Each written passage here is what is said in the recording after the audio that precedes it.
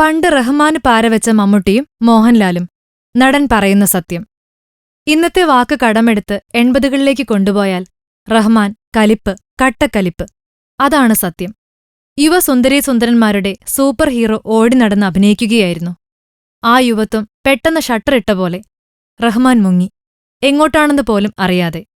പിന്നെ കണ്ടത് പുതിയ ഭാവത്തിലും രൂപത്തിലുമുള്ള റഹ്മാനെയാണ്. അന്ന് പറഞ്ഞു കേട്ടത് റഹ്മാന്റെ വളർച്ചയ്ക്ക് തടയിട്ടത് മമ്മൂട്ടിയും മോഹൻലാലും ചേർന്നായിരുന്നു എന്നാണ്. എന്നാൽ റഹ്മാൻ പറയുന്നു, അത് സത്യമല്ല.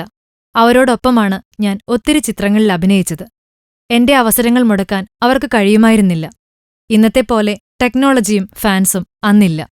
എല്ലാം എന്റെ അഹങ്കാരമായിരുന്നു. മലയാളത്തിനേക്കാൾ പ്രതിഫലം തമിഴിൽ നിന്ന് കിട്ടിയപ്പോൾ ഞാൻ അങ്ങോട്ട് ചാടി. അവിടം എനിക്ക് നന്നായി അങ്ങ് സുഖിച്ചു. ആ സുഖത്തിൽ ഞാൻ മലയാളത്തെ മറന്നു. അവിടെ ഷൂട്ട് തുടങ്ങുന്നതിനു മുൻപ് 6 മാസം മുമ്പ് അഡ്വാൻസ് തന്ന് ബുക്ക് ചെയ്യും. ആ കമ്മിറ്റ്മെന്റിൽ മറ്റു പടങ്ങൾ എടുക്കാനും സാധിക്കില്ല. അന്ന് മാനേജർ എന്ന സംവിധാനവുമില്ല. അങ്ങനെ വേരറ്റു പോയതാണ് ഞാൻ ഇവിടെ നിന്നെന്നും താരം പറയുന്നു. Film court. കൂടുതൽ സിനിമാ വിശേഷങ്ങൾക്കായി ഈ ചാനൽ സബ്സ്ക്രൈബ് ചെയ്യൂ. Film coat.